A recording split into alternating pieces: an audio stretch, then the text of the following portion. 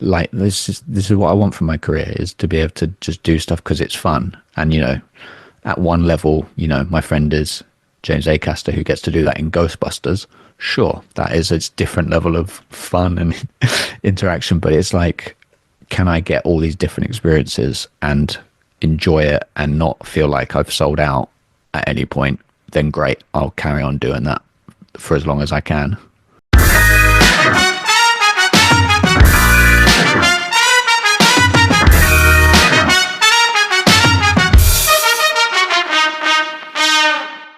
Welcome to the Funny in Failure podcast, a podcast that celebrates failure and shines the light on the emotional side of comedy, with yours truly, Michael Kahan. Howdy, howdy, howdy. Today's guest is inspiring with a great outlook. Stuart is thoughtful, deep, and reflective. All the tools for a brilliant chat. There are so many highlights for me in this one. One of the many things I love is how Stuart talks about play and fun, a crucial part of life we often neglect, and it's a nice reminder to me to emulate it more. Stuart also has brilliant insights. You can see why he's been at the top of the game for so long. He's great. I had a great time. Stuart also has his new comedy special out. He's currently touring and he'll also be in Edinburgh soon. Check the links out in the episode notes. He's a funny man. Okay, let's get into it. Stuart Laws is a comedian, actor, writer, producer, editor, and director. He performs sketch comedy and stand-up comedy.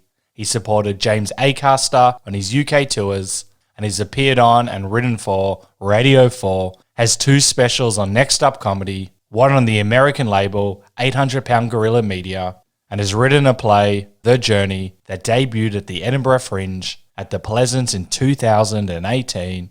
In 2021, he was nominated for Leicester Comedy Festival Best Show, and in 2022, he was nominated for Comedian's Choice Best Show.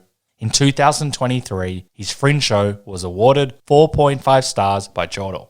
Stuart also runs his own production company, Turtle Canyon Comedy, and writes and directs sketch shows, sitcoms, live shows, and specials that have been shown on Netflix, Prime, BBC, Sky, ITV, Channel 4, and more. Stuart has directed Sindhu Vee, Nish Kumar, Rosie Jones, Paul Foot, plus many more specials. Stuart also had a breakout year at Edinburgh Fringe 2024 for review with 9 times 4-star reviews and a British Comedy Guide recommendation. Stuart's been featured in The Scotsman, The Guardian, The Newspaper, 5 Live and In The Times, and The Telegraph Best Jokes of the Fringe selections. His most recent directing project is James Acaster's Heckler's Welcome, Acaster's first HBO special. His latest special, Stuart Laws, Is That Guy Still Going?, is now available on YouTube under 800 Pound Gorilla, and links are in the episode notes.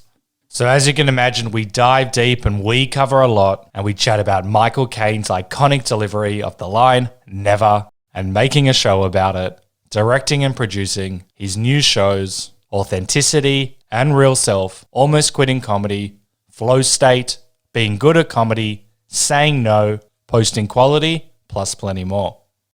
Before we get into this epic chat, in case you aren't aware, the videos are now available on YouTube under Michael Kahan. That's Kahan with a K, unless you're listening to it already. I'll still be posting snippets of these chats on Instagram under Funny and Failure, so check them out if you want to stay in the loop for upcoming episodes, or you want to ask a guest a question. I'd also love it if you would share the podcast or share your takeaways from the chat. It really motivates me, helps the podcast grow, and ensures I can lock in amazing guests like this one. And just as a final reminder, the podcast comes out at 3:30 Melbourne, Australian time, with the full video of the podcast to be released the following day. Okay, cool. Thank you. Let's get into it. I've been thinking about this for a while. Can you tell me about your obsession with Michael Caine's delivery of the line, never? Right. For a long time. So when did that film come out? 2005, Batman Begins. I think even when watching it in the cinema, I think I broke up with a girlfriend after watching it in the cinema. Not related, but it was like one of those where it was such like a deep stress to have to break up with someone Yep. that I sort of meant to do it, kept putting it off, and then eventually was just like, this is the time. We've just watched Batman Begins, so we're in the right mode. But I remember even back then, there was like something about that line delivery. So they're in Wayne Manor, they're going down into the Batcave in the elevator, and Bruce Wayne, sorry, I was going to call him Wayne Bruce, which is a reference to another thing that I made a web series when I was early 20s called Batman, Becoming Batman, which went viral in early YouTube, 2008 sort of time, 2009. I played Wayne Bruce, who was trying to become Batman for a small English village. Oh, that's amazing. You know, stopping people who weren't paying and displaying and things like that. And he goes, you still haven't given up on me, have you? And then the way that Michael Caine said, never, is just so odd. It's so deeply odd as a line reading, but it works. It is compelling in that moment because it's sort of like, it shows their connection. It's like lighthearted when he needs, like Alfred needs to be lighthearted in that moment because of Bruce Wayne being a bit in his own head. And probably if you think like, if I think about all the choices that go into how he delivered it, I'm like, that makes perfect sense because Bruce Wayne is overly serious, but like it still feels a bit mad. Anyway, I remember talking to, I think it was actually Pierre and Phil Wang, who he hosts a podcast with, about it. Yeah, Bud Pod. I was chatting to them during lockdown. I think we had a regular poker game, and maybe I was chatting to them a bit about it, or had hung out or something, and was like joking about how silly a line reading it is, how funny it is to hear. And then woke up the next morning and went, I just film it. I think I filmed like 6 takes of it, and then added all the VO stuff of it, of just like, and in my head I was like, it's got to be a single take. This was pre-adolescence, you know, pre the studio, when everyone was obsessed with one shots. Yeah. This obviously is a more simple one shot. It's sticking the phone up on my shelf and filming, and then just adding in. Basically, I just was like, I'm going to improvise the nevers, and then I'll write the Christopher Nolan interjections over the top of it, and I'll work it out. And then that was and I watch it back now, and I'm like, the pace is a bit slow. We could really tighten that up. But posted it out, didn't think anything of it, and within like 15 minutes, I was like, I think because I'd gone viral a couple of times, I was like, oh, this is kicking off. That's pretty this cool. Was back when Twitter, you know, stuff could go viral without you dropping a slur word.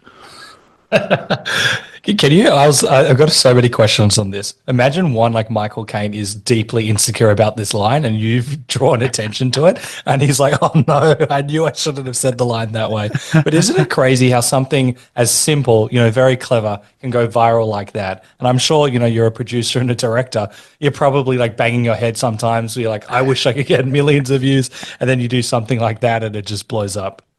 Yeah, it's great, and it's something that I've really tried to lean into with like doing stuff where it's just putting it out online, is like sometimes just trusting that like it doesn't need to be like filmed in like an overly like beautiful way. Like sometimes that detracts from it. Like it's thinking about what is the best way of representing this on screen, and what is the way that's going to make it feel authentic. I think people with, here we go, you said no apologizing, but I'm going to do it. I think the thing with art, and my video of me saying never multiple times is art, and I will fight anyone who says otherwise. I agree. I agree. Is authenticity is very important, and that can come across in so many different ways. But I think that the reason why, if I do have a fan base, is people just go, oh, he is just putting stuff out there. He's not like trying to like adhere to like a demographic. He's not trying to do this. He's just literally putting stuff out that he finds funny, and he's done it in a way that eventually here and there lands with such like a big group of people, and that's really exciting. And I've had videos from like friends with kids who like are saying never, like little 3-year-old kids who are just going never. And it's so funny to like see that sort of stuff, because it is one of these, and again, an interesting thing in hindsight. So we put on a live show of it at Edinburgh last year. Was that with Amy Gledhill? I saw a clip. What was that? Yeah, Amy Gledhill, Nish Kumar, Chris Cantrell, Heidi Regan. But Nish played Christopher Nolan, Amy played Christian Bale. Heidi Regan played the script supervisor. Chris Cantrell played the director of photography who has to adjust the lights, and then Christian Bale has a meltdown about it. So good. We didn't have a script. We just had a plan. I did write a 60-page script, but that was only ever just to get in my head of like where things can go, and yeah. Smart. But we just sort of chatted. We played around with it. We then just went. We were just like, we don't know if this will be a success or not. The room was like packed out. People were turned away, and it was like the most fun I've had on stage ever, because it was the purest, like the audience, everyone in that room was delighted to be there. Yeah. Like, you so rarely get that as a comedian, because even if you've sold out your own tour show, people have brought their friends who are like, oh, I don't know who this is, or, you know, this was, it was a one-off. There was like 80 tickets you could get. Wow. And so if you were in that room, you'd achieved something. And so people were up for it, and people wrote afterwards. After watching it, I taped it and put it on behind a paywall for a few people. Ah, cool. Well, I put it on my OnlyFans. But the problem is that every time I start saying something, I'm like, wow, that opens up a new avenue of discussion. I know. We're pigeonholing the OnlyFans. You have OnlyFans for comedy purposes and maybe other stuff. But I got so many questions about this as well. How did you market a show? We'll get into OnlyFans, but how did you market the show? Was it just discussing the line never? Like, what was the concept? So it got booked in July, which is just like a few weeks before the Edinburgh Fringe. The guy who runs Monkey Barrel, with an incredible, wonderful team of other people, just emailed, because I'd emailed in like June being like, would you be up for this? And he replied in July saying, yeah, I've got this slot. It's at 11:30. Would you like it on this date? Checked in with Nish. He was like, yeah, I'm up for that. Checked in with Amy. Great. Then it was sold only on the app. You know, it was too late to go in the brochure and everything like that. So it was just Stuart Laws as Michael Caine saying never for 1 hour. And then just in the bio, just an explanation of the original video and how this might be a complete disaster. Come along and watch. Isn't that an amazing, like a show like that? Yes, you had like kind of an idea, but you had no idea where it would go. And I assume you all improvised, like, you know, more than that scene. Or was it purely never for the entire hour? It was never for the entire hour. Was there any, like, was it, okay, that's so great. So did they speak, or was it more like just adjusting and like adding new things? And so there was bits where, because it's a period piece, because it takes place in 2004 when Batman Begins was being filmed. Yep. There were some references, because Michael Caine is sort of renowned for being a Brexiteer. Like, he's commented positively about Brexit. I think that's a fair thing to say. I don't think he could deny that. And so there were like, and because Nish is renowned for his political commentary, there were times when I would take Michael Caine into slightly more Britain for the British sort of vibes. And then Nish would come back with sort of commentary to do with the political landscape in 2004. Then we had like the DP adjusting the lights and Christian Bale having the meltdown, and we had Sharon Wanjoey sort of coming in as like a makeup artist and an assistant and various things. And so we had stuff that was like, if we're in trouble, we can activate these things. But the hour, I think it ran to like 54 minutes, something like that, was really just trying to get that take. That was it. And it was me messing it up in repeatedly different ways. And then Amy messing up her line on the way in eventually and getting stressed about that. I think Neville was said over 300 times. Did you count it? Do you have someone counting it, or you listen back and go 1, 2, 3, 4, 5, 6? Heidi Regan's job was to do that, but then she got distracted by being funny herself with various things and keeping track of stuff. So I counted it up on when I edited it. I was like, right, I'll count up how many were said. I couldn't find the details now, but I think it was over 300 times it was said. That is brilliant. And I'll get into, I think you had when you started comedy, you started a few times, quit a few times. Do you think it's kind of crazy that you can put on a show like this and you have the most fun ever, like just doing something so wacky, not really that planned? I mean, I absolutely love it. And that is like, one of the questions in the briefing sheet, and I don't know if I'm allowed to let people behind the curtain like that, is to do with like, what does success mean to you? And it's being able to do stuff like that. Like, you know, obviously you want to make enough money to survive, and you know, to some people that will be what success is, sort of being able to keep the wolf from the door. And that is a huge part of it. And it's if you don't have to say something like that, it means that you're very privileged. But like, if you get away from that, it's, for me, all I've ever wanted is to make stuff that I care about and to have an audience for that. I love that. That's also, you know, my goals and my ambition as well. But I'm sure like when you're starting out, we'll give a bit of a timeline, because I think that's, you know, one of the best takes on success, in that, you know, you're doing it for yourself, but also just to create. I simplified that terribly. But anyway, you started comedy a few times, and, you know, you quit, and then you started, and then you quit. I'd love to know what actually got you back on the horse to try comedy.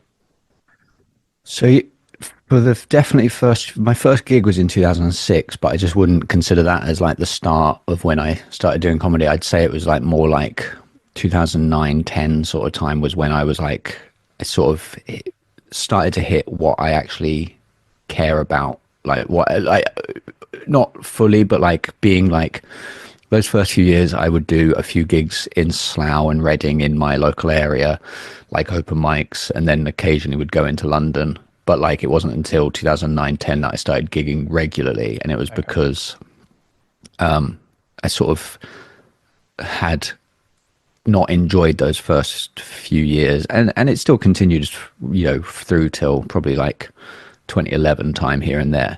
But it was because I didn't really know what I wanted to do as a comedian. And like, I'm not saying that I solved it, because like things have, you know, I think as a comic, as a creative, you're evolving constantly, changing what you are doing and where you are. But like, I was early 20s, and just going up and telling a selection of jokes, because I didn't know what stand-up really was. I'd never had like a huge history of watching it. I loved Harry Hill, and so like, he was like very like non sequiturs and jumping around and doing so many different things that I sort of was trying to, but I also like loved Lee Evans, so it was like trying to jump around, do different jokes, and it didn't ever make much sense on stage. So like, if I had a good gig, it would be because the audience were good and up for it, and they went with the flow of it. If I had a bad gig, it was because the audience needed to trust more in who I was. So I just wasn't good enough to like Get them up. be consistent in any way. Because I'd have like a joke that was like really lighthearted and silly, and then another one that was like a bit dark, and it was like, who is this person? We don't have any idea. So the thing that led to me actually going like, oh, I'm gonna go for this properly, is I was due to host a gig in near my hometown at the time, which was like a regular thing, and was excited about doing it. Had gotten like really cool lineups, but then I'd sort of had like a couple of bad gigs. It was like, I don't want to do it, so I'd booked someone else to host the gig, and I was just gonna. It was like one more gig that I had to do that was booked in. I'll have someone else host it. I'll just watch it, and then I'll just leave this comedy thing behind and go back to like like production. one last hurrah type thing.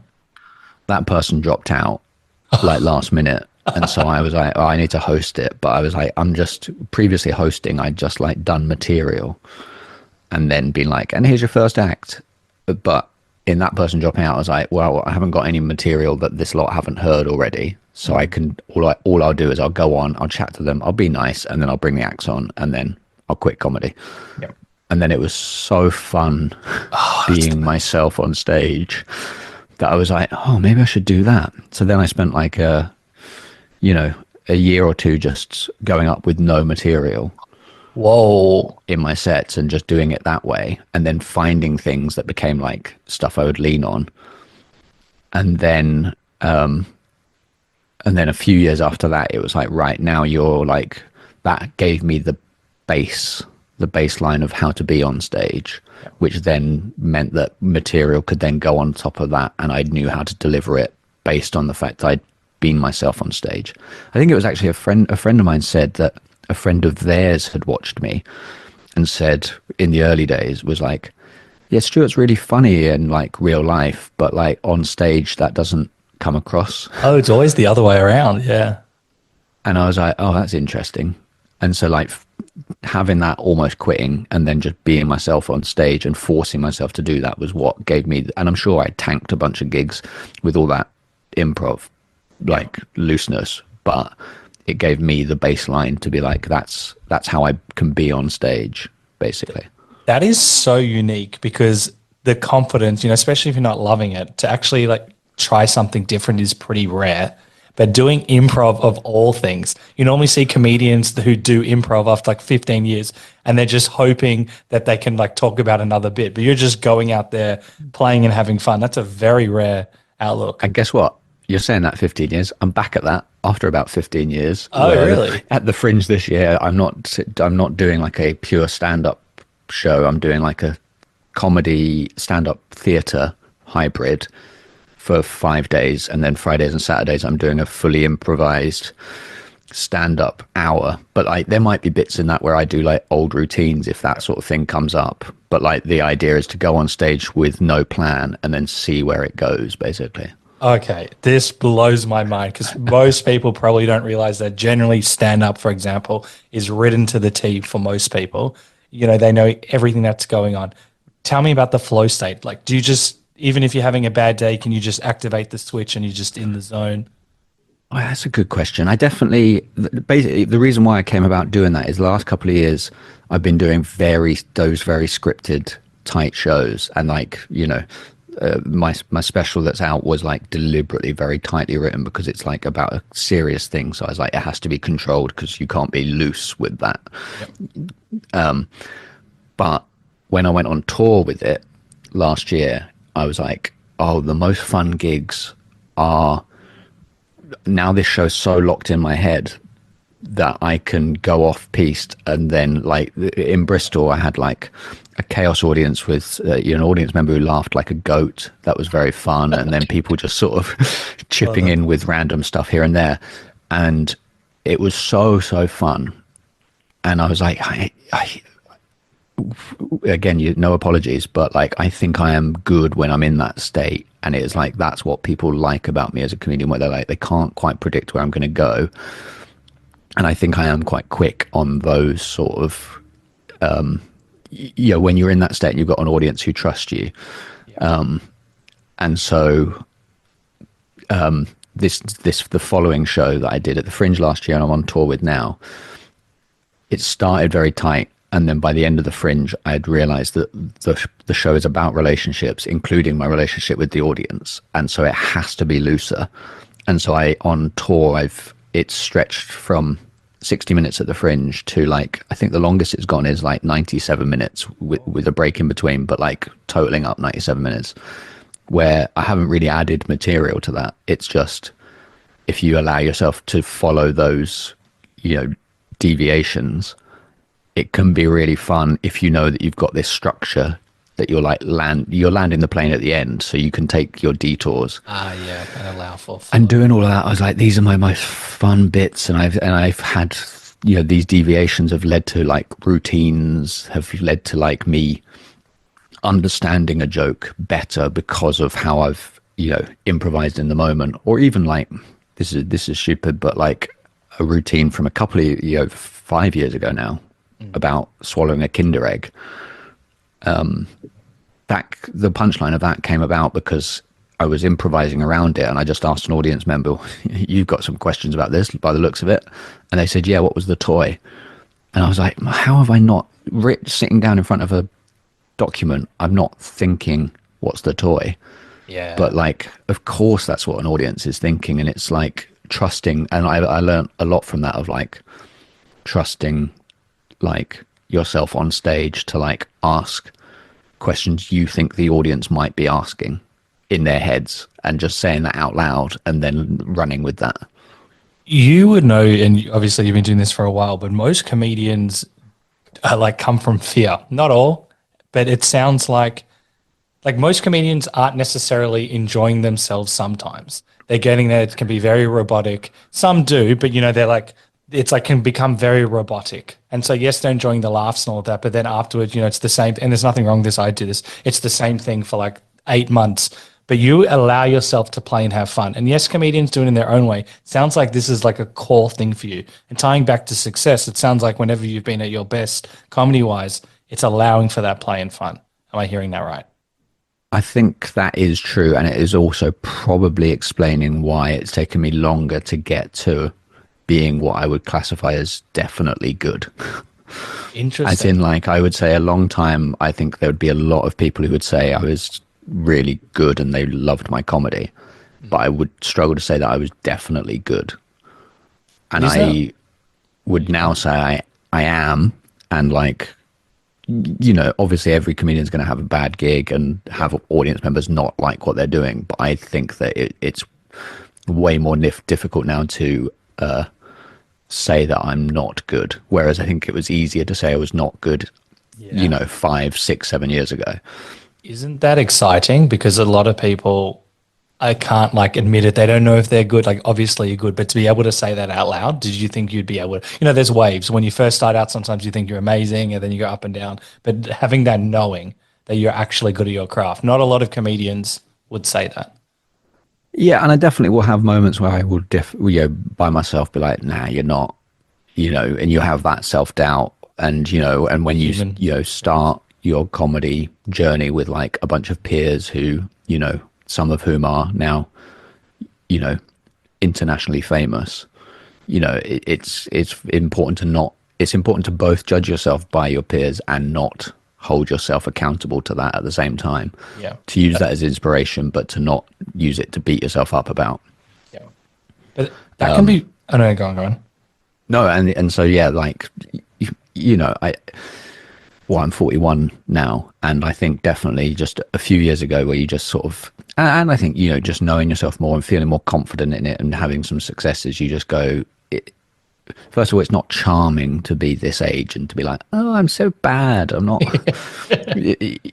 That's something for your 20s. Yeah. No, I think it's important to acknowledge within that you're actually good. And sometimes we can be scared to say it. Or sometimes if we don't even believe it, then that's a whole different can of worms. And there's a routine in my latest show, which I wanted to do something like it for ages. Because I think boasting is funny.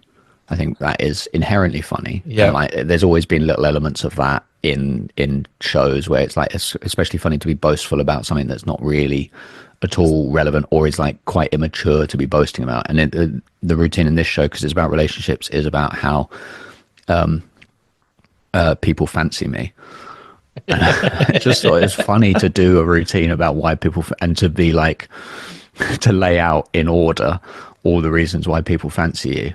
I like that. And, part of that is I say that I'm funny and I go, now some of you disagree, but it is objectively true. And it is a funny thing to do in a room, with a show that has 95% of the time gone very well, to sort of put out. And I've always had this like trying to like self-deprecate, but like to do it now from a position of that power of like doing well already, and there being some people in the room being like, yeah, this isn't really for me, but I'm going to get to the end to like say, now some of you disagree, but it is objectively true, I think is a funny thing to say to any people who are on the fence in the audience. I agree, and my favorite character in my screenplay is kind of like that, but you're in with it on the joke, and he thinks he's the best thing in the world, and I find it so funny. The arrogance is just, it writes itself. There's so much material. It's so, yeah. You're just making me think of that screenplay, in particular that character. I love him. There's so much I can do with him. I'm going to submit a tape. You can play that guy. Him. I want to play him, but I think I'm too old. It's meant to be like a university kid. I'm like, how can I play this character? He's just semi like a millennial. Do you watch The Toy Sunny in Philadelphia? Yeah, love it. It's kind of like a millennial version of Dennis. Yes. And so I actually, it could be really funny being a 40-year-old guy playing the 20-year-old, and same with me. I love that stuff. Going back to the confidence, does your confidence ever waver? Like if you have a bad gig or maybe the flow's not happening, can you flick the switch, or do sometimes these things bog you down? I think I'm pretty good at flicking the switch, and I think that I can flick the switch to the level where it's like the show will happen and it will be good. But I tell you what won't happen is the extra bits that I think are like that take. I've done my job to. Okay, here we go. This is really top notch, like really good to fun, great. really live, really present. Oh, It's just more difficult to be present, I think, if you're just having to like literally flick the switch and walk on stage. If you're already having, I was just doing a weekend of gigs, and there's a few people who are doing different shows about the town who had come to the green room, and I was opening the first show, and I was just in the green room chatting to people, and then I went, oh, hang on, I got to be on stage in 5 minutes, but so I should just pop downstairs. And then afterwards they were like, we couldn't believe that you were opening the gig and you were just sat up there chatting, and then went, oh, I'm on stage in 5 minutes. yeah, that blows my mind. And I was like, oh yeah, I think because then I was like in a fine way, I was like, it's 20 minutes, like what's the worst going to happen in 20 minutes? I know roughly what I'm going to do, or I know the venue well enough. I'm not worried about being rebooked or anything like that. I think and also, yeah, 15 years in, you just sort of develop a little bit of like, well, there is no use to be being nervous and looking at my material here and stressing, because that is not going to change what happens on stage. What will be is me having a good time and, enjoying the whole thing. That's very wise, very rare. I feel like I'd be the person in the green room. I've just been like looking over my notes. Everyone's having bands. I'm like, no, I need to say it this way, and just like rocking up and down on my chair. I think that's great. So it sounds like you're in a really good place where you can just kind of allow for flow, but also just fun and play, which, as we said, is can be very hard, especially as a comedian, getting new material. I know you improvise a lot, but a lot of people have spoken about lack of motivation. I know you had that at the start, but where it can be like, I'm going to quit, I'm not going to quit, but you sound like you're in the best place of comedy that I've heard in a very long time. So I think it's a Great. really refreshing I do thing. feel good about, obviously, you want to keep doing more stuff. You want to keep, achieving different things, or like, everyone has like, well, I assume everyone does, has little documents of like, here's things that I would like to do. And I think that is important to like goal set and things like that. And to also not get too broken by not achieving things, because the other thing is like, you're constantly moving the goalposts, and so like that thing that might have been your goal a year ago is now not your goal, because so many other things that have happened, you've gone down a slightly different path, sort of thing. And also maybe other things happened that meant you couldn't quite focus on that thing, and you've had other successes which has taken you away from that one. So how important is that original goal? Is it worth getting back on that track, or is it more worth you carrying on down the track you've ended up going down? I really like that, because a lot of people can be like, oh, I wanted to win an award at Edinburgh, for example, and they didn't get it, and they can beat themselves up. But it sounds like if you had that goal, you're like, no, I was able to achieve all of these things, and maybe you pulled me away. Or or you direct, for example, a lot of comedy shows and other directing things, or producing a lot of things. So it sounds like you're pretty good with that whole, the mindset Yeah, and definitely. self-talk. And I spent a lot of time trying to do too much, and then noticing that it was like affecting my ability to do my own stuff. And so like then like the last few years has been me saying no to stuff. And Yeah, that's awesome. and that is like such a tough place to be, because you, especially if you're not from a huge amount of money and a huge, when you don't know where your next meal is coming from, so to speak, like it's, you get into like, I must take everything and I must do everything, because who knows what's going to happen. And to be able to just start to say no then leads to you being able to do better work on the stuff you are saying yes to. Agreed. But isn't that crazy? Do you think like when you were first starting out in 2010, 2011, that you would be able to say no to things? Like, isn't that like, it shows how far you've come? That's amazing. Oh, it's huge. And especially as like an autistic person as well, where like I'm inherently a people pleaser, where I'm trying to be like, I find it very difficult to say no to things in like a personal sense as well. I'm the same. So it was like a double whammy of like career. If I say no, my career might tank. You're just like, no, and then you run away. So yeah, it's been very, very useful. And everyone say no. I think it's such a good lesson because we can be pulled or we think we need to do something. I wonder if you've got any examples where you say yes, be like, oh, it'll be a good gig, or this is an interesting business where I can produce something. Yeah. Oh man, and there's definitely times where it's like I'm gigging in the middle of nowhere where I've sort of said yes to it because like it was part of my aspirations 10 years ago to do these sorts of gigs. Yep. And I've gone, I should do that. And sometimes I go and do that and I'm like, great, I've got enough time, and actually it's quite nice to go on a car journey and listen to some podcasts and not, that sort of its own sort of relaxation, where you just can't work for 3 hours whilst you drive, sort of thing. Your brain can reset, whatever. But then there's times when you're like, this is the last thing I needed to be doing right now. The last thing I needed was to be in an odd end of the country performing to like 200 people who are sort of like on the fence about you. Interesting. And going back, I heard this story. You didn't go to uni, and I think you started a production company.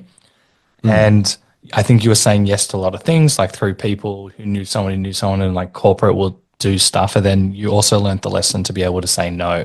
And it sounds like you've been able to do a lot more comedies, or maybe even just comedies now. So that's pretty exciting as well. Yeah. We started the company, me and Al, when we were 18.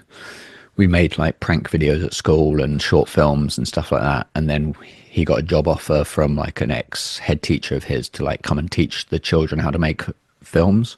Oh, wow. And so we were like, yeah, we'll do that. His dad said, why don't you ask him to set up a company with you and you could just do it. And we were both like, I was like going to go to university, but then got that and was like, great, I'll do that instead. Yeah. And we were like, we'll use all the money that we make, which I think the first job offer was like £700, and we couldn't believe that amount of money existed. Yeah, that's crazy. And so we were like, oh my God, we're going to use this. We're going to fund films. We're going to do this. And then basically through a variety of things of people stop making films or like moving on to different areas, we sort of ran out of money and were like barely hanging on. And we started doing a few things to try and get work in. And one of those worked, and we met Nick, who is the third partner of the company, who's a great producer. And from that, we started doing a load of corporate work.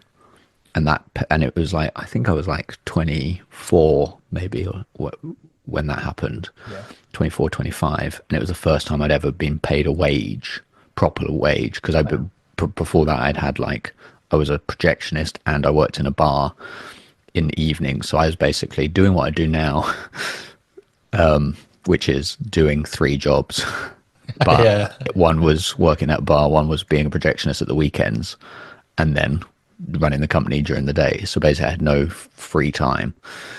And so we got this, regular wage, and I was like, oh my God, this is crazy. So like the few years was like doing the corporate stuff, and it definitely was also at the time I started like getting into comedy more. But it meant that we stopped. Yeah. I mean, it was because I think what happened was like water will fill any available space.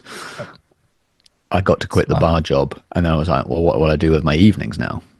I'll do more stand-up comedy. And I'd sort of got more comfortable on stage by then. So it was like, great, we're off. And it was like after a few years of that and actually meeting people in comedy that I liked and like thought were funny and, got on with, that I was like, I've got a production company. We can make stuff with these people. Cool. And it was like 2012 where I was like, let's do it as a proper thing. And we set up the YouTube channel and started to make like comedy content as a way to like prove that we are, a company that can be trusted. I thought, with all the corporate experience, like it was like, it's an unusual way of going around into it, but it was like, we can do everything at our end that normally you'd hire 3 different companies to do. Oh, wow. To do the pre-production, one to do the production, one to do the post-production. This is like, you come to us and we know how to do it all. And then it would be like, we made a web series with James Acaster in 2013, 14, where he went back to his hometown called Kettering, We called it Sweet Home Ketteringa. It was very silly, very low budget. And then we did a Kickstarter for a second series in 2015-16 called Sweet Home Lahnsteineringa, where he went to the twin town of Kettering. And that indirectly led to us making the Netflix specials that sort of blew him up around the world. I was wondering about that. Isn't that a wild journey? Not only have you learned different skills, but, you've built up, connection. Obviously, your comedy, people would have respected massively because you've done other comedy specials as well. But just, that journey, and then, James, I don't even know how to say his surname, but I know he's one of the biggest comedians and I love his comedy as well. James Acaster, right?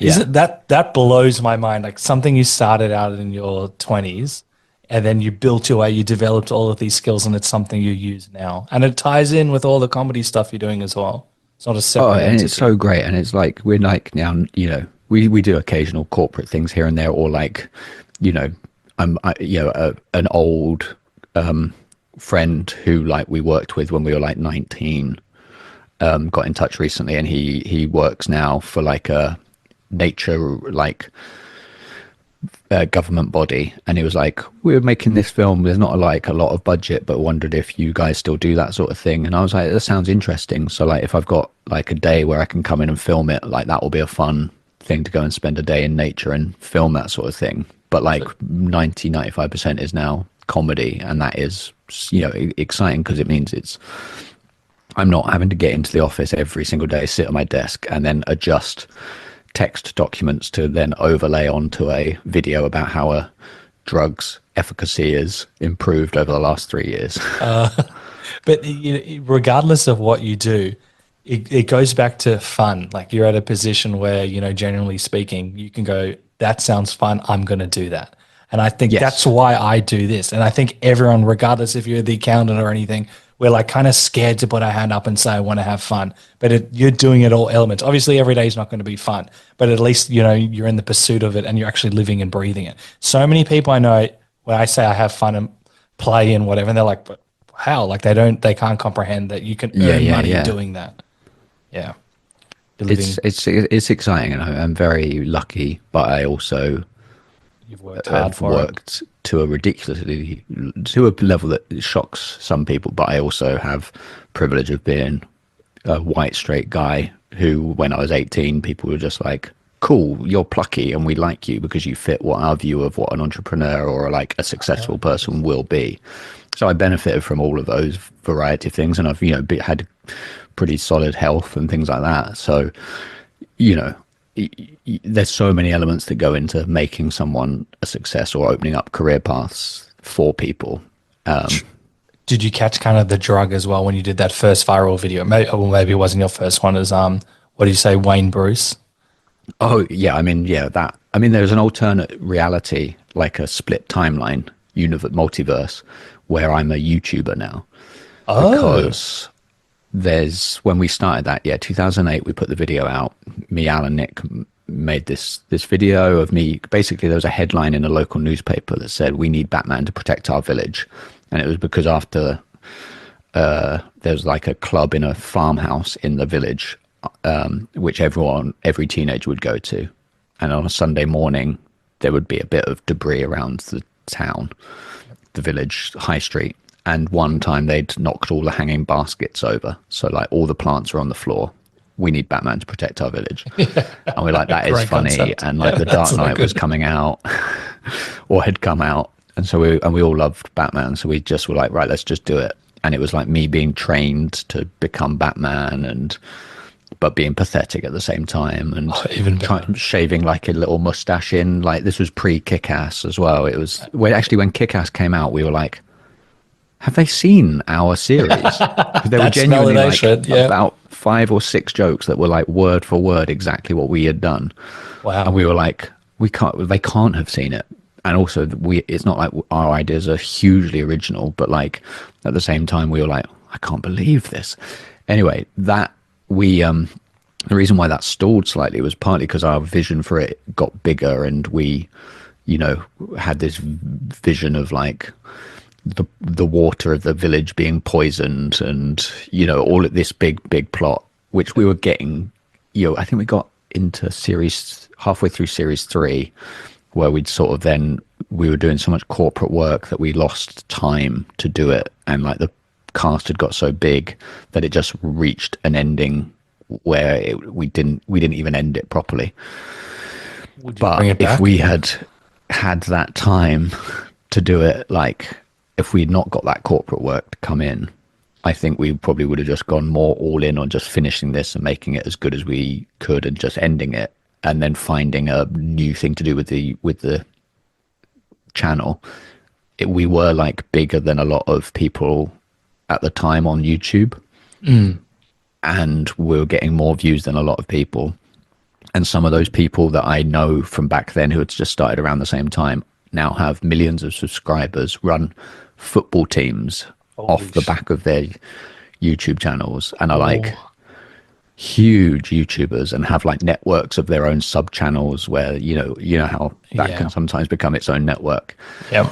That I'm like, wow, there is a world where I'm currently selling, prime drinks type things. Stuart Laws's energy drinks. That's a crazy turn. But it's also, most comedians talk about being scared to post things. So at least you skipped that whole phase. You saved yourself many years in that regard as well. Yeah, and I'm definitely glad as well that like I had like a period of time where I was posting like stand-up clips way before anyone else did. And none of them did particularly well or anything, and actually I just wasn't very good. But I'm also so glad that I had full control over those things, that I can now not have them public. And like, you can be like, great, it was good to do. And there were certain bits that like went out and can now, I think there is something to be said for like, not everything needs to stay up forever.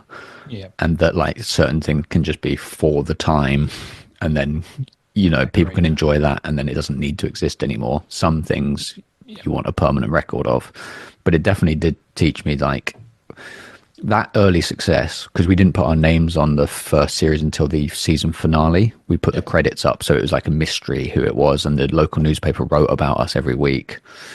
And when the finale was coming out, I went and did like a detox of I'd Googled myself and was like, right, well, get rid of that, sort of reset the world of who I was, because we knew that a bunch of people would suddenly know who we are.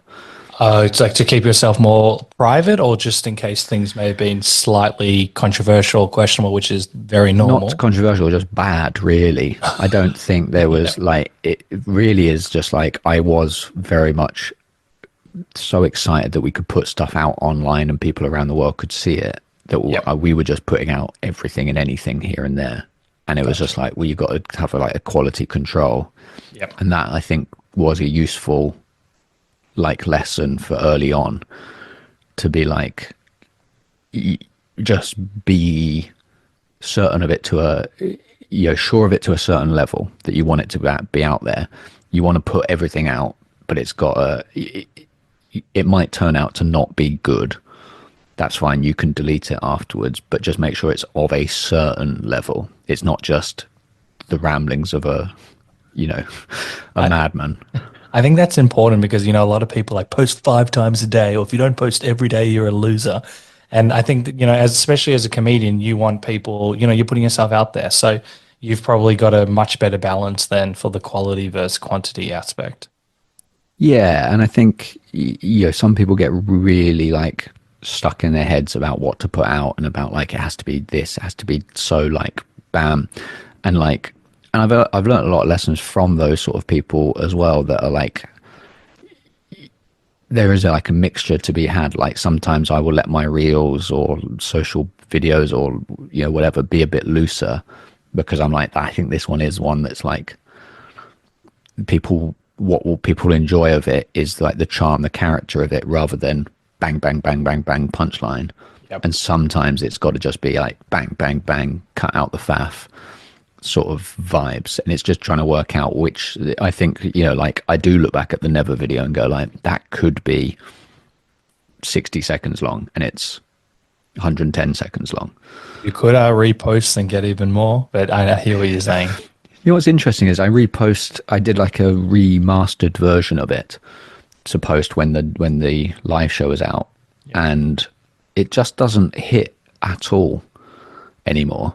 Oh, And it's like it hit on Twitter, massive, and it just didn't hit on any other platform in any way, like TikTok and Instagram. It does fine, but it's not like, wow, here we go. And I'm intrigued by that because like yeah, different I've had stuff platforms. go viral on TikTok, but not on anything else, and Yeah, vice I've got versa. the weirdest things have done well on Instagram, but not on TikTok. I haven't had any success with Twitter, but it's then my friend, he's got 2 million on YouTube and 2 million on TikTok. And it sounds like things do well on one, but not necessarily the other one. I was like, I don't understand this at all. Drives me nuts, but that's the Yeah, nature. yeah, it is difficult to, and that's the other thing. It's useful to know of just being like, you know, it's not necessarily the content. If constantly you're just hitting nothing, nothing, nothing, yeah, sure. But like Yep. the algorithm and everything is just, you're at the whims of an algorithm and whether you want to pay to be boosted and whether you want to pay for this and that. I know. I'm having that debate about getting paid to be boosted because I need to understand it more. You know, there's so much that goes into it because, you know, on Twitter, do they say you can get boosted 10 times? I think Instagram, I don't think it's as much. Like that's a big boost. And yeah, I don't I know mean, I how. went from having like 19,000 followers on Twitter, and that has like tumbled over the last couple of years because of either A, people hating me, what is probably more likely, the shit show that's happened over there. Yeah. That like various things happen, but like even then you go like I knew roughly what to expect from like interactions and I could sell tickets from it and things like that. And like now I think I've got 16, 17,000. So I've lost a few thousand followers, but like the interactions has, if it's a 50th of what it used to be, then that is good. Wow, that's I've got 2 points because what I've noticed on Twitter is doing well. It's more like here's what I've learned, and it's the threads, and you can't really do that for selling tick. Those that's my entire algorithm and some other horrible stuff. But did that impact your career in the sense? Because if you've got such a big platform and you know you're relying on it to sell tickets, or did it just kind of even itself out along the way? It's difficult to tell because that then also coincided with like the pandemic. Like, so it was useful in the pandemic for that first like year when like I did have those followers and it, you know, it, it was like going up and down, but it was like, I probably went into the pandemic with like 16, 17,000. It went up to like 19 maybe, and then now has tumbled back down. So it was useful because that was like a way that people did watch stuff, and that's where it never went viral. And a few, then I could like do a bunch of other things on it, which all did sort of solid numbers or like occasionally would go viral. And so it was actually, it was useful in that I could sell tickets to like online shows then. Pre-pandemic, it was like I just had that. I think with that level of audience, I did one show at Edinburgh, which I then toured, but I only managed to do a few days before the pandemic. So it was like it had done enough, but then it was like by the time we were back out to live gigging again, Yeah. Twitter was starting to like fall away as an influential thing. And TikTok, I Interesting. don't think sells tickets as well. I just think that people who follow me on there aren't following me because they want to see me live. I Yeah, they think you because need like to. see the I comedy. think you need to have like 100,000 followers on there for it to convert to like Oh, anything that's useful. so crazy. That's such a high number just to notice. Like, yeah, I don't understand these things, and you know, I don't even know if I want to. But Yeah, yeah. yeah, there's just so much. That's a back of a cigarette packet math, but I would say that that's like the ballpark for like having any noticeable tangible effect on your live dates or like selling merch or selling video content or anything like that. Wow. And going back, I want to tie this point up before I talk about Oh yeah. directing and OnlyFans, but the authenticity side. You said at the very start that, you know, you are posting things to, you know, that's more in alignment with you and being more authentic, not just posting for the sake of it. And then also the transition from your comedy being more authentic, revealing more of the truth. Did that just come about from noticing the play and the fun, or was there like moments where you're like, you know, I need to kind of make a shift? So I think for a long time I'd been wanting to do more authentic, open stuff. I just was not very good at doing that. So my first 5 Edinburgh shows were all sort of me telling stories as if they were about like my real life, but actually were like lies. And like there was a show about meeting the love of my life, and it was actually a show about fridging, which is when it's a TV or trope where a male character is given greater emotional depth by killing off a woman. So you'll see it in TV and films all over the place. I haven't Even heard. The Amateur that just came out recently. But like the Bourne Supremacy, it's based off of a comic book when a superhero's girlfriend was discovered in a fridge, killed by the villain. And it's basically a lazy way of doing it. It doesn't mean that they're always bad in the same way, but it's just like, it's just a recognized cliche to like give a male character more emotional depth. I got obsessed with that, and I got obsessed with people writing like deep emotional Edinburgh shows. So I wrote my own version, which was basically led to the love of my life dying at the end and me having an emotional moment. But then because the show's all about fridging, it's obvious that it's not true. Oh, that's very clever. So I was doing things like that. I did another show about working in a puffin sanctuary. I've never seen until recently, I'd never seen a puffin in my life. So these were all like things that I was doing, which were almost to put a line between me and the audience. Yeah. To be like, I'm telling you a true story, but I know it's not true. And the game is, can I convince you enough that this is true? And then in 2018, I did a play that I wrote and co-directed with Phoebe Lardenberg, and it was actually more of a genuine expression of stuff that I believe in. Cool. And it was a romantic comedy set on a spaceship, and where they break up on the spaceship and they now can't. That's such a good idea. Okay, yeah. That's great. And so like that was based on being broken up with once on holiday with someone that we then got back together. But like she, the last few days I was there with her family and her like not being together. That's, I was like, that's an interesting concept, and the play is not based on that relationship in any way.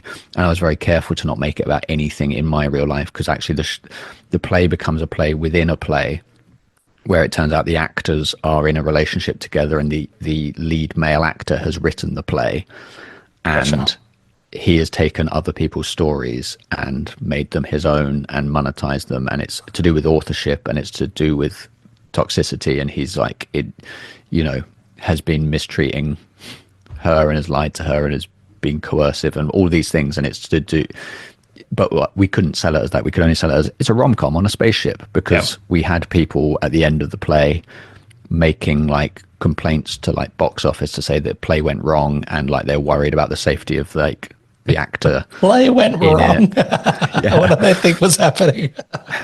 Genuinely, because my actors were so good in it that they were like, it was set up deliberately at the start. We started 5 minutes late, and like our tech came out and apologized, and like there was some awkward, there were some bits that was designed to make people be like, what is real and what's not real.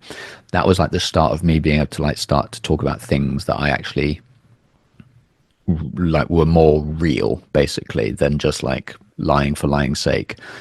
Then the next show I did was like again a made-up story based on a real story that ended with a 10-minute bit about my vasectomy that I just had. And that was the first time that I'd done a proper routine about a real thing in my life that actually mattered to me.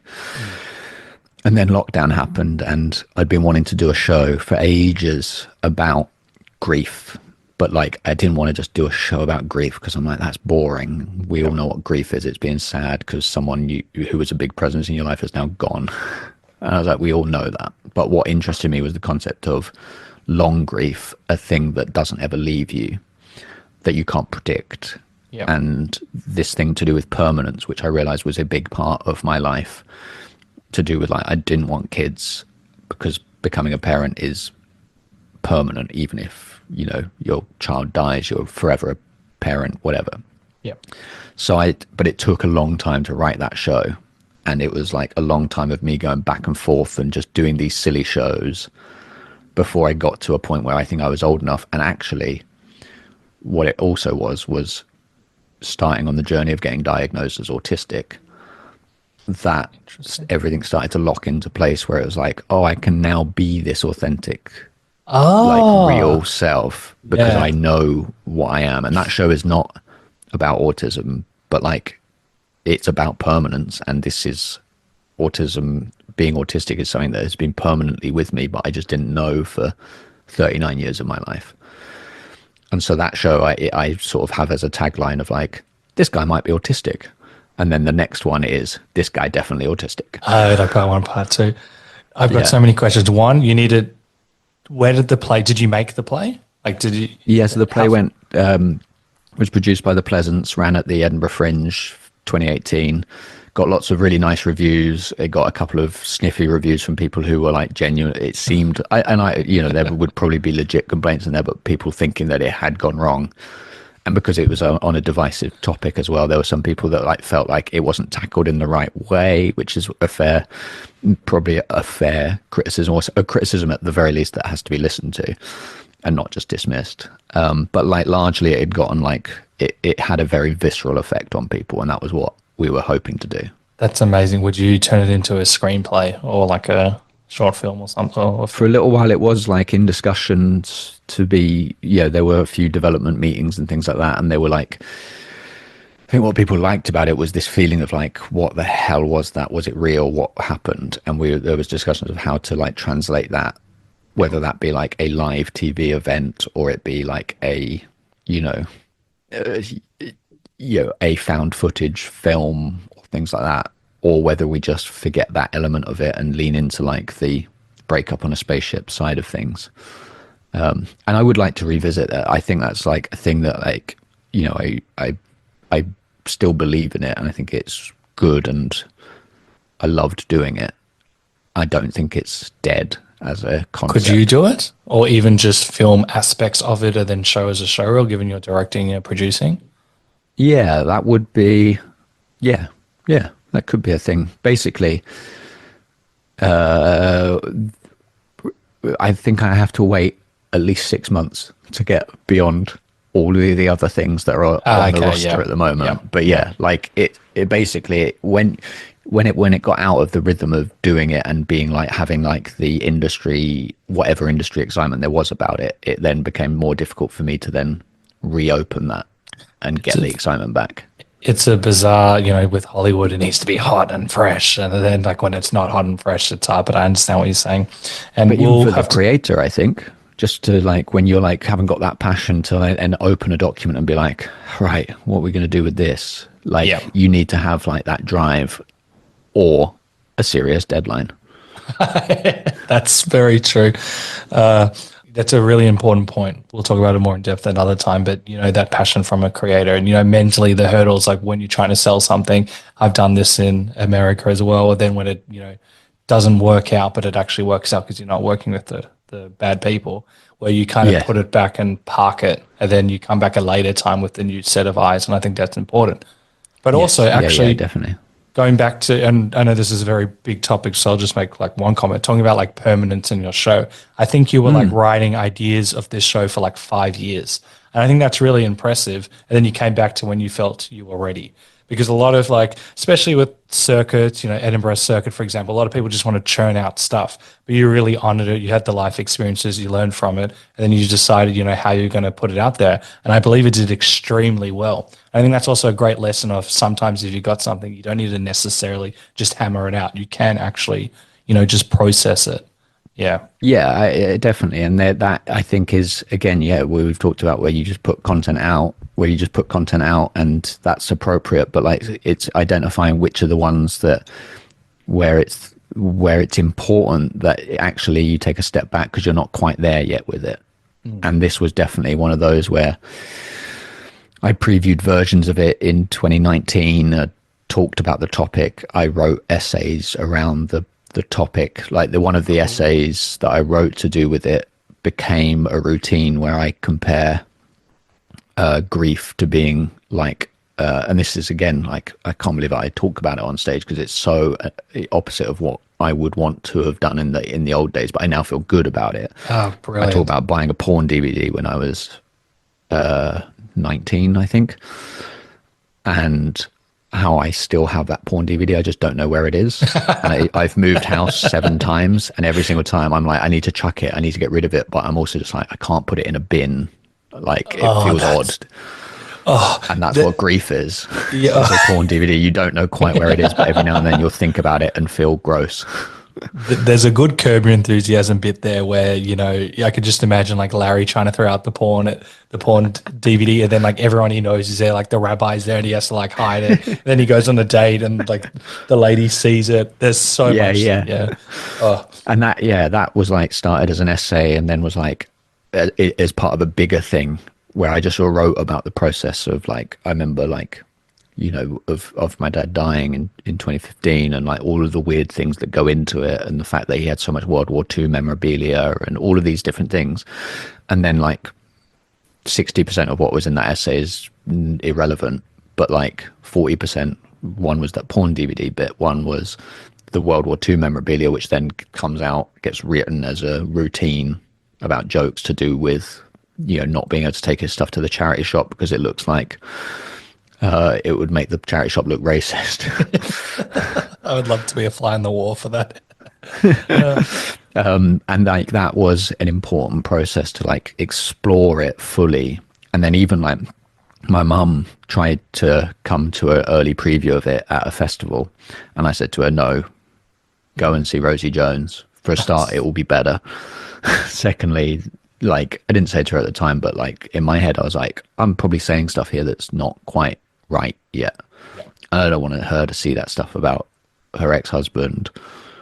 They divorced before he died, but like, you know, the father of her child. I don't want her to see that where it's like potentially a bit too raw, because I'm okay saying it and okay exploring that because I know the worth in it. But I don't want someone who will be could be really affected by it to see it until it was ready. And she actually saw it at the Bristol performance of it, which was like one of the best that it's ever gone, where it had the chaos that I lent into with the goat laugh and the, you know, all of that. And I was like, that's the perfect thing for her to see, because she can see it in like where it's fully written, every word is thought about, but then it's, you know, loose and fun and playful, and it doesn't feel heavy in any way. That's smart. And that was what I like wanted. that you you know, you acknowledge it, you know, you've taken time, you know, we spoke about that 5 years, but you were like, you know, doing bits and pieces, but also acknowledging that, you know, it's going to take a bit of time as well. And like, even doing that exercise with all the essays and saying you're only taking little bits, but that would help your whole process as well, putting everything on page. You're formulating things at like light speed, even though if you're not going to include it, but it's still helping you with like, what am I going to do with this? How am I going to process? Also, how you deal with grief. All of those questions come about. Then you just pick and choose those certain bits. So very smart way of doing it. It's something I've talked about as well in writing my new show, which is a stand-up theatre hybrid, about what living on a island of puffins for 4 months, and one of them goes missing, and I have to solve the mystery of the missing puffin. What's a puffin? Subtext. A puffin is a seabird with a bright bill, a beak. It's like a very small seabird, northern hemisphere, whereas you're a southern hemi, bro. Yeah, we are. But like in doing that, I did a very loose preview of it in October, and it's from an idea I've had for a long time, and again I've explored various bits. And at the end of that, there was like so many threads of what the show could have actually been about. I talked about it with the audience because I didn't have an ending, and there were a few bits in it that I then like reflected. And I was like for example, I can talk about these things because they are my experience, but at the same time you have to acknowledge that just because they're your experience doesn't give you full permission to talk about them casually, because there might be people in the audience who have similar experiences who might react badly. You have to think about just because it's your experience doesn't mean that you can talk about it casually, because it's other people. You need to work out what the what the effect will be and why you're saying that. Are you saying it just for shock value, or to me, I'm like, I only want to talk about these serious things if I can offer a unique perspective on it and can do it in a way that will make the person who has maybe experienced these tough things feel comforted or be able to laugh at it and not feel like you're reawakening any trauma or difficult times in their life, really. You have high integrity. That's also very rare, especially in this space. And then once you made that decision to kind of reveal more about yourself, did you notice that it was translating into your life as well, or have you always been able to separate the two?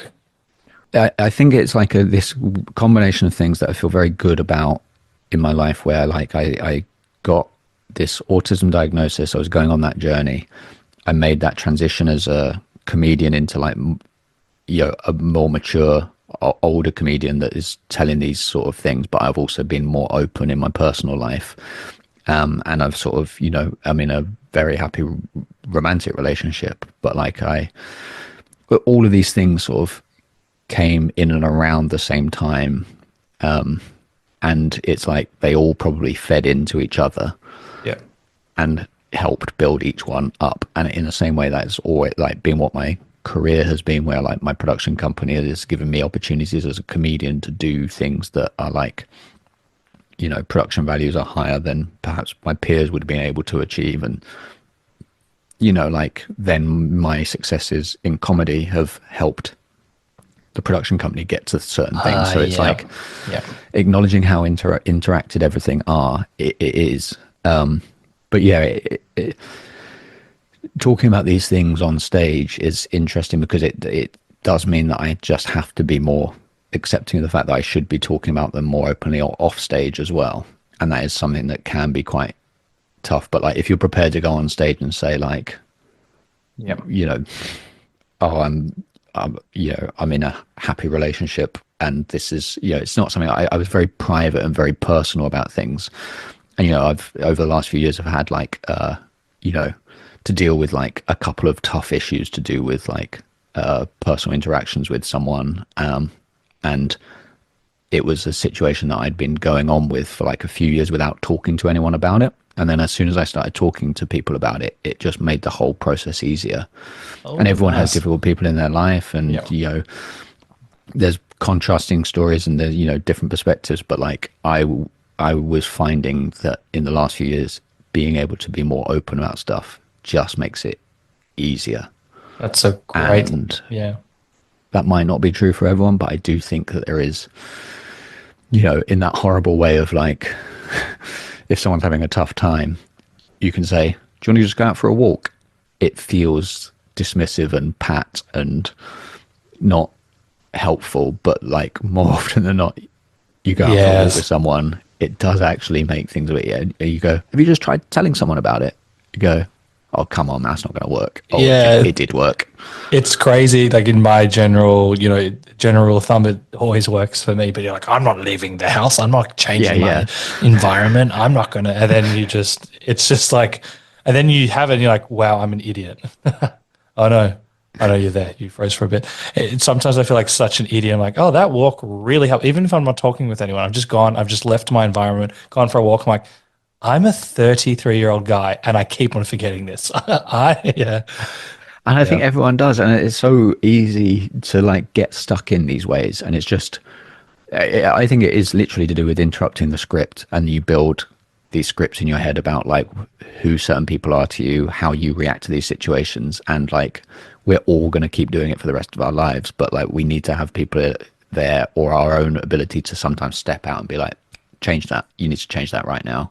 Agreed. I always thought we had to do it solo, but as collaborating, stand up, for example, it's very individual, but you found a way to collaborate in all areas, whether it's directing, producing, even, through your stand up. And to me, that's so much better than doing it all by yourself and with the right people. Yeah. Going back to the directing side, talking about collaboration, isn't it really, I don't want to put words in your mouth, but isn't it really cool that your peers are asking you to direct, their shows, for example? Do you ever think that would happen? I love it. And it's like, I first started directing live shows. And so the difference, I guess, is you direct a live show and you direct a special. And those are two different things, and sometimes can become their own fused version. Oh, okay. In that, like, recently Sindhu Vee's incredible special Alphabet came out, and I directed the special of that. And she had a live director who sadly passed away from when it first was put on to then when we were filming it as a special. So I actually worked with her on that to be like, we're filming it as a special, and I watched the show a bunch of times, and I just was like, I feel like you could tweak this to this. Here's some punchline thoughts. This is how I would structure it.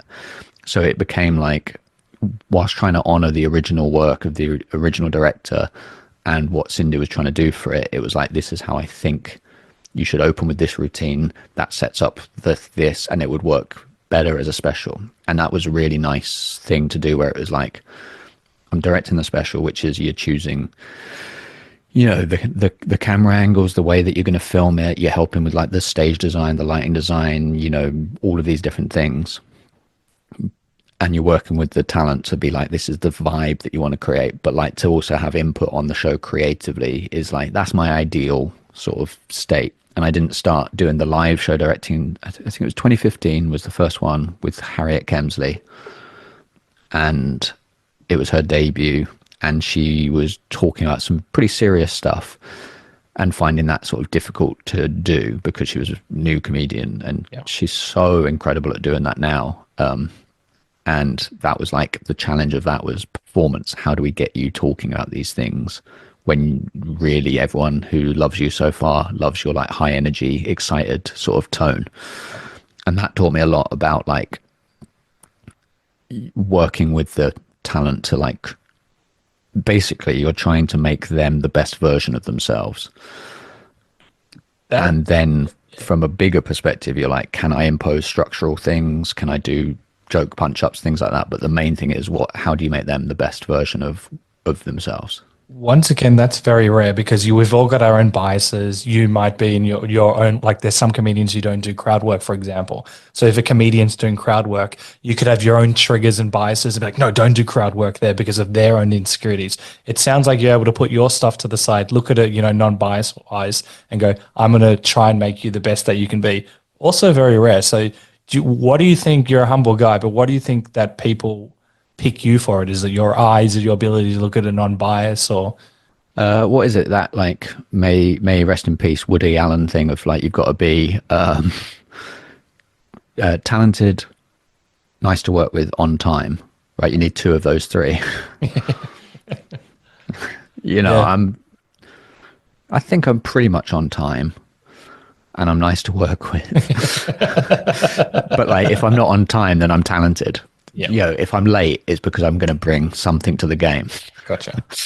So, but like, no, I think it's again, it does feel all interlinked, and like being autistic, one of the things that I've always done is been like very obsessed with studying people and how they are like operating and how they're interacting, and spotting when people are like not quite in their comfort zone, to be like, well, what does that mean? Am I boring them?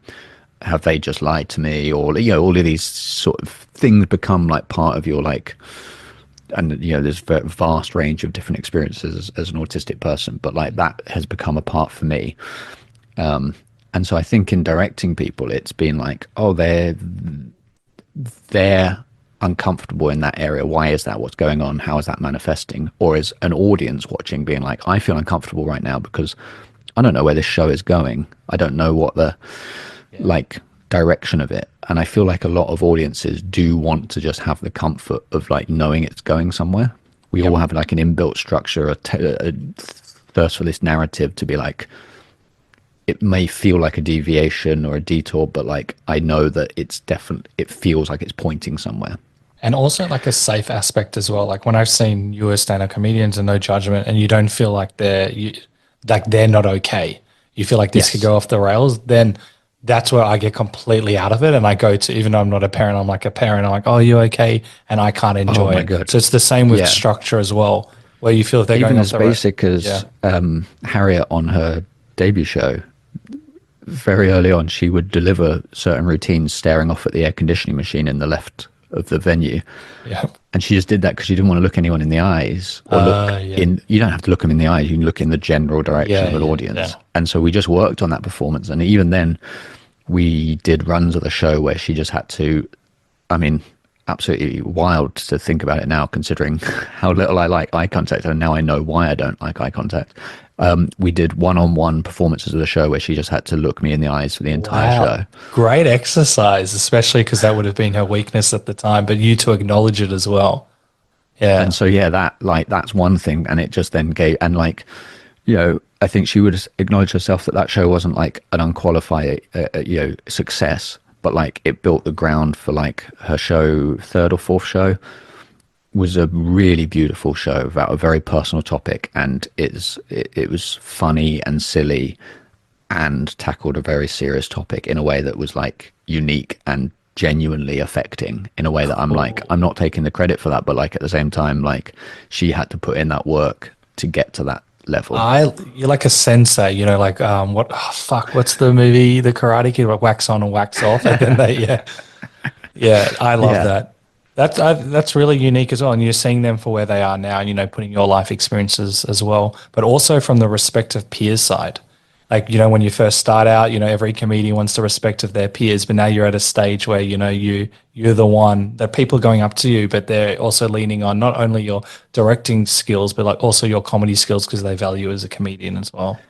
Yeah, I hope so. And it's like, you know, it's different with each person. Like Ian Smith is such an incredible comedian and so funny, and directing him is just us hanging out, chatting about ideas, and then, you know, trying to work out what about the show isn't working, and lots of like different versions. But like Pierre Novelli was the one that like cracked Ian's show, where he was like, he's not talking about this thing that's a massive thing, and why isn't he? Anyone else as a comedian would kill for this thread to like lace this show together, and Ian's not using it. And to have like, to be like, yes, of course, and then to like lean on Ian to like pay attention to Pierre's advice, because like, yeah, you know, comedy is a solitary thing in many ways, but also like my show about long grief and vasectomies and all that was actually, you know, I did have a director on that who like told me the structure's wrong and you should do it this way. My producer, Molly, who I've worked with for years, and it was the first year she'd produced me, she'd never given me a note before. But after the first 2 shows in Edinburgh, she said, I don't understand why that last monologue is written like it is. It doesn't sound like you. And it was because I was trying to be more like flowery with the language and try and be more like arty. And she was like, just write, like, tell me what you are meaning with that. And it was like, great. And then Chloe, my partner, it was the first time she'd ever seen me perform, and one of her notes on it, and she's American, so they have their own sort of vibe with like creativity and emotions and things like that. She was like, after you finish that monologue, you jump straight into a joke because you're trying to like get rid of the tension. Yeah. And she's like, but we don't want that as an audience. We want to sit in what you've just said because it's beautiful and it's important. So don't. And there's been times where I've pushed that too far, but it, like the first time I tried it, I left like an 8-second gap of silence, and the response, and it just immediately felt so much more electric. And you're like, cool. All of these little bits and like maybe punchlines or joke ideas have come from other people, and or like they've seen the show and they're like, oh, I thought you were going to do this, and you go, oh my god, that would be much better. Yes. So like, yeah, it might be a word, it might be a pause, it might be a structural reshift, but like all art is like created from you know, a pool of people that you trust in your life, and you know, nothing is a solitary creation. And I agree. If you're directing a special, you've got a crew, you're writing something, you're leaning on whatever. I agree 100%. And there's a few things. Not everyone is wired like that. I love it. I love the language you're using, and, you know, you actually embrace the collaboration, but not a lot. We all have egos, but sometimes, you know, with comedy, you can be like, that's not a good note, or this is funny, but you actually sound like you're actually willing to listen and work with other people as well. And we all have egos.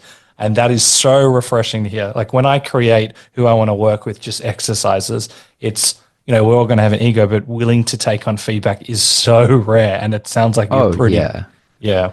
And I think there are definitely times when I'm not, where I get committed to something and someone gives me a note on it and I feel like a burning sense of like, what the fuck is wrong with you? Why would you suggest that? It's obvious Yeah. what they're, but like, But it's you part have of to the process. shut that down Yep. and then be like, well, why would they say that? And look, 50%, 60%, 99% of the notes might be pointless or like not good or don't understand the wider thing. You just don't take them, but you thank the person because, like, unless they're, you know, the annoying person who offers it unsolicited. But if you trust the person and your friends, then like they are saying it to you because they care enough to be like, I think there's a thing here that might be useful. I agree. And also, you know, back to the ego side, and we'll talk about this another time. You actually, even if it's the worst idea ever, at least you're actually allowing yourself to think about it. You know, the thoughts come, and that's also very unique. Even like, sorry, I'll jump. No, I'll do this very quickly. For the last show, I paid my friend Rhiannon Shaw, who's a fantastic comedy writer and performer, and she's co-written and like my online show that I did in 2021, and she's written sketches with me and things like that. I paid her to watch my show over Zoom 4 times, and I said to her, I don't even really want notes necessarily. If you have notes, fantastic, I will have them. Here's the doc, you can read along as I read them to you. But performing it to you over Zoom will make me reassess it as I'm going in a way that's very, very useful. And even like with Chloe, my partner, just expressing an idea to her, or having her, like, she was reading out a film redraft that she's a rewrite that she's pitching to work on, her concept. She just read it out fully and then was like, you know, I got in the shower halfway through because I was like, I don't need to interact with this. She's just saying, I can just hear it. And she was like, that was actually just very useful to hear that's all said out loud for when I pitch it. And I didn't have any big notes on it. I was just like, I'd love to just know a bit more where the comedy is, like tonally from it. But other than that, it sounds really good and really interesting. Everyone, you know, creates differently, but for me, I have to speak it out loud. Even when I'm going through a podcast guest, for example, I have to speak it. And Paul, my wife, I'm like thinking of all the questions I could ask. You know, I never ask them, but it's getting into that mindset. With writing, I have to speak it out loud, even if it's written down, because it cements, it does something, you know, different for me. But not everyone's like that. But I think it's it's crucial for me. So I'm glad you bring that up. Absolutely. You've got some Edinburgh shows coming up and also just general shows. What is it, Stuart? What's the name of your shows? The new shows are called Stuart Laws is Stuck. Yep. And that is the theatre stand-up hybrid, which is about being stuck on an island of puffins, seabirds. And obviously there's something subtextual going on, if you can believe. I've had the bravery to write some subtext into it. And when do your shows start? I'll put everything in the episode notes so everyone can check it out. So they are in August at 3 p.m. at the Edinburgh Fringe, and starting, I think, 28th of July of previews, but then running for basically the majority of August. And then I have a stand-up comedy special out called Stuart Laws Is That Guy Still Going?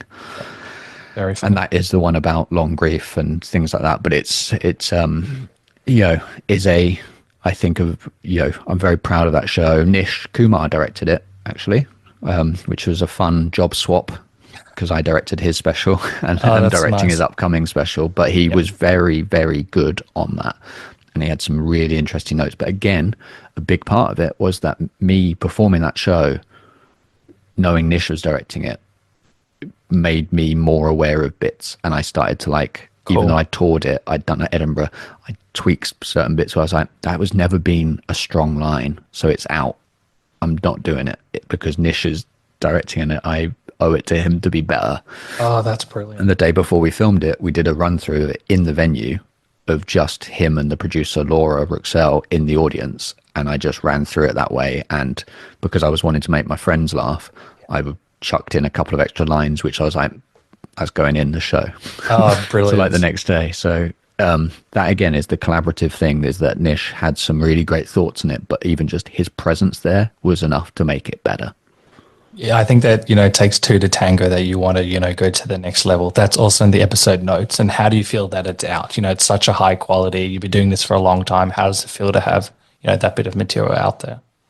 It feels good. Yeah, it was. Yeah, it's such a long process writing it, and like, it I I rewatched a tiny bit of it the other day, that because I was like trying to work out what bits I could do in a club set, and I was like, I forgot about this bit. This is a really fun bit, and there's loads of bits in the show that I'd like are so stupid and playful and like exactly what I want to be doing with comedy. That sure. Again, no apologies. You shouldn't caveat it. Sure, some people will tell me that it's shit, and some people in the comments have. Fair play. If it's not for you, it's not for you. But like, I just do genuinely think that if you watch the entire thing, even if you've not enjoyed the comedy, you could acknowledge, oh, this is actually extremely well put together and thoughtful and interesting as a show.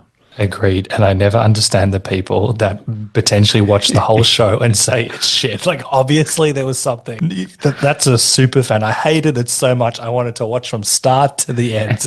You obviously enjoyed it, buddy. But yeah. That's going to be in the episode notes. We're going to do a very quick rapid fire segment to wrap up the podcast. Let's do it. We're going to tie up a few things as well. Why did you decide to get OnlyFans? Because they paid for me to be part of the OnlyFans TV showcase, which was a live comedy show which was filmed at the end of the Edinburgh Fringe last year, and 15 of us did 10-minute sets, went out on their thing, paid us to do that, and as part of the whole job was that we would become influencers, which I think was their title, for 6 months, where you post. And basically, I think OnlyFans are trying to make more of comedy on their platform, because like it's renowned for being for sex workers, but there are like non-sex workers on there. It just has become colloquially the sex workers sort of channel or platform. And I think they're just trying to like invest in that, to be like, look, there are more things on here, and it is a Patreon sort of subscription paywall thing. And it was very useful. That's the platform I put Never Show out on, and it got some comments on there, which is tied back to very early on, of people saying like, this show is an autistic person's dream because it's a repetition thing. And it really, in hindsight, it is me verbally stimming for an hour. Hilarious. I'm not going to comment on them. How has the autism diagnosis helped you? It has given me perspective on where the direction that my comedy is coming from. And there is a routine in Stuart Is That Guy Still Going, which Pierre himself, the seer, the guy who can see through stuff. Pierre Novelli, for people who don't know, but he said, oh yeah, because that routine is an expression of the autistic experience. And he said that to me 10 days into Edinburgh, like soon after I'd been diagnosed, but he was confident that I was before the diagnosis anyway. And I was like, yeah, it is. So you just tweak it slightly. You rewrite a couple of the lines to not even fully say like, this is an autistic person, but it's just like you use some of the language slightly differently, and bam, the routine landed even harder. He's a very clever guy.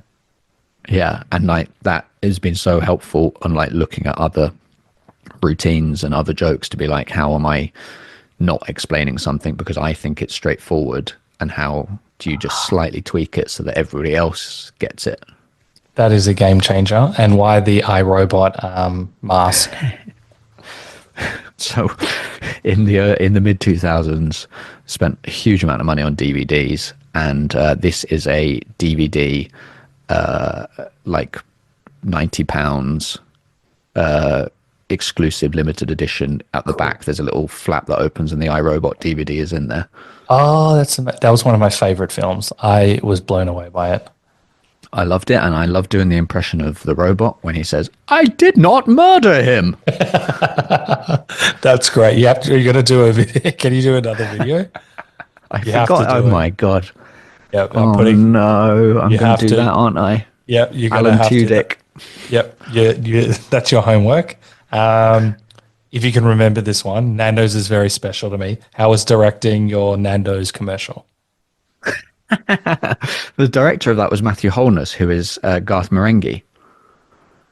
And so I was in Do you know Garth Marenghi's Dark Place? No. It's like British TV, like royalty. It was like late 90s, early 2000s, Matt Berry, Richard Ayoade, Alice Lowe, all of these people involved in it. And it was the creation of Matthew Holness, did it as a live show in Edinburgh, turned it into a TV show. It's stunning. It's like a parody of like a horror TV sort of camp show, badly made. Anyway, he directed it. It was so exciting that I got to like work with him because I'd sort of, really admired him.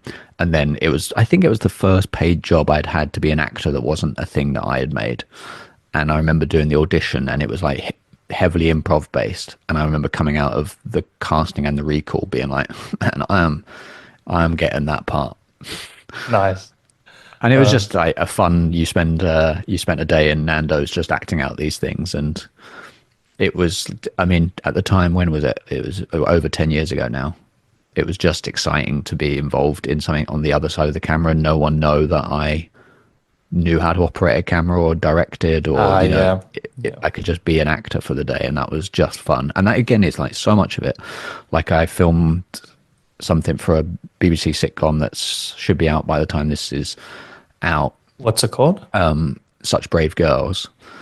And I just did a very, very small part in that. And again, just so fun to just like, this is what I want from my career, is to be able to just do stuff because it's fun. And, at one level, my friend is James Acaster, who gets to do that in Ghostbusters. Sure, that is a different level of fun and interaction, but it's like, can I get all these different experiences and enjoy it and not feel like I've sold out at any point? Then great, I'll carry on doing that for as long as I can. That's so cool. Last three. How I think you said you live half the year in New York. How's it been performing there on a regular basis?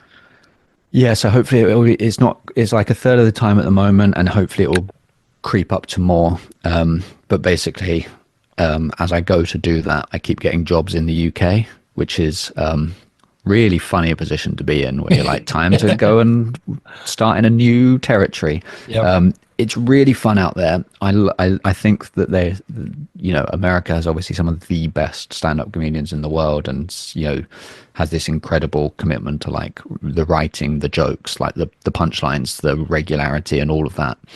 And it's been really fun and challenging to like get into that and be like, right, well, I'm coming into it with 15 years of experience.